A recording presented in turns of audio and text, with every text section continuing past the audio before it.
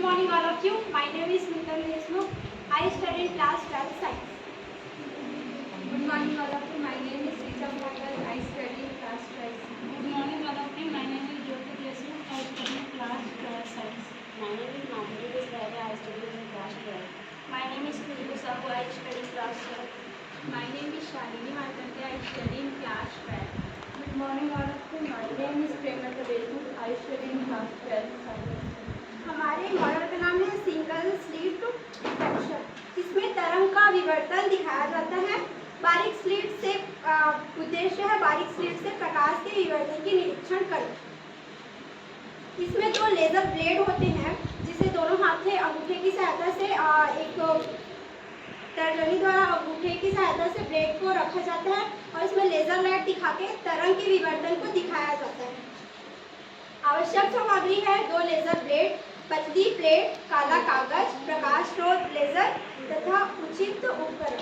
सिद्धांत, इसका सिद्धांत है महीन अवरोधों और द्वारकों के किनारों पर प्रकाश के मुड़ने और ज्यामितीय छाया में इसके फैलने की घटना को विवर्तन कहते हैं। प्रकाश में विवर्तन के लिए आवश्यक है कि अवरोधों या द्वारकों का किनारों का आकार प्रकाश के तरंगदैर्घ्य की कोटि न हो। जब हम ब्लेड को रखते हैं, जब हम ब्लेड को सामने रखते हैं और लेजर लाइट को हमारे पास में मॉडल अनुपलब्ध है, तो माना ये ब्लेड है और ये लेजर है, तो हम ब्लेड को इस प्रकार ऐसे रखते हैं और लेजर को ऐसे दिखाते हैं, तो दूसरी ओर इस प्रकार हमें तरंग दिखाई देता है। और अगर हम तरंग को पास से अधिक नजदीक से देखो तो इस प्रकार दिखाई देता है।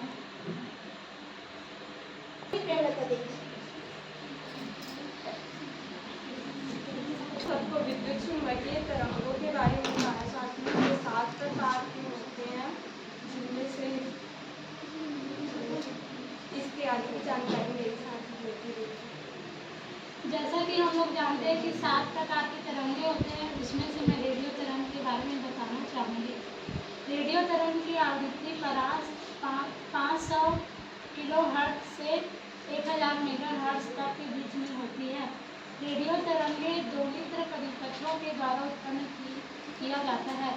चालक तार में त्वरित आवेशों के प्रवाह से रेडियो तरंगे उत्पन्न किए जाते हैं। रेडियो तरंग का तरंगदैर्घ्य 6×10⁻² मीटर से 0.3 मीटर तक होती है। रेडियो तरंग का उपयोग रेडियो तथा दूरदर्शन में संचार प्रणालियों में किया जाता है। आज सूक्ष्म तरंगों के बारे में बताऊंगी। सूक्ष्म तरंग लघु तरंगदैर्घ्य रेडियो तरंगें होती है। इनकी आवृत्ति 3 गीगाहर्ट्ज से 300 गीगाहर्ट्ज के मध्य होती है तथा इसकी उत्पत्ति निर्वात ट्यूबों द्वारा होती है। इसकी तरंगदैर्घ्य अत्यधिक कम होती है और इसका उपयोग विशेष दिशा में प्रकाश के गति करेगा। धन्यवाद। मैं आप सबको रक्त तरंगों की जानकारी दूंगी। और रक्त तरंगों का आवृत्ति परास लगभग 3×10⁻11 हर्ट्ज से 4×10⁻14 हर्ट्ज तरंगदैर्घ्य 1 mm से 7 mm तक होती है। उत्पत्ति और रक्त किरणों की उत्पत्ति गर्म पिंडों एवं अणुओं से उत्पन्न होती है। इन किरणों को ऊष्मा तरंगे भी कहते हैं। गुण, ये तरंगे ऊष्मीय प्रभाव उत्पन्न करते हैं। इन तरंगों को ऊष्मीय तरंगे भी कहते हैं। इन तरंगों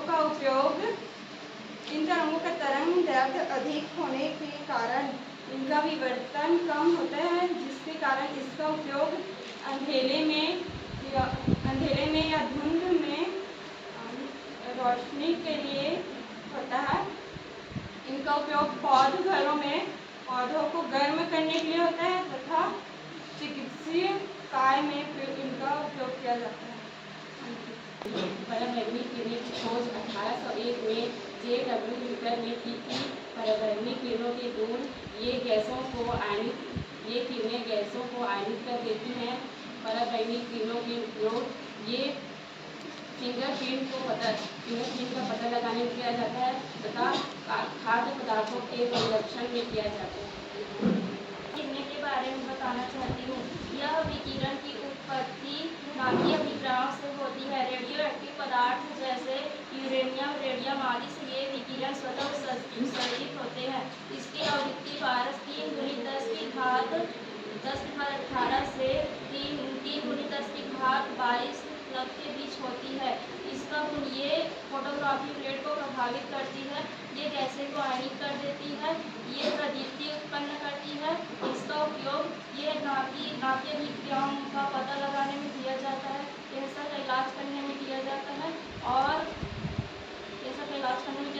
एथिलीन से पॉलीथीन बनाने में किया जाता है। प्रकाश तरंगों के बारे में बताना चाहूँगी।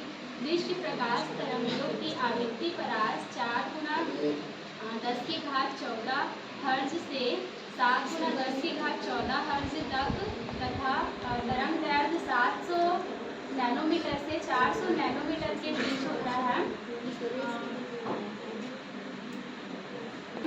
किसी भी चीज़ को देख पाते हैं।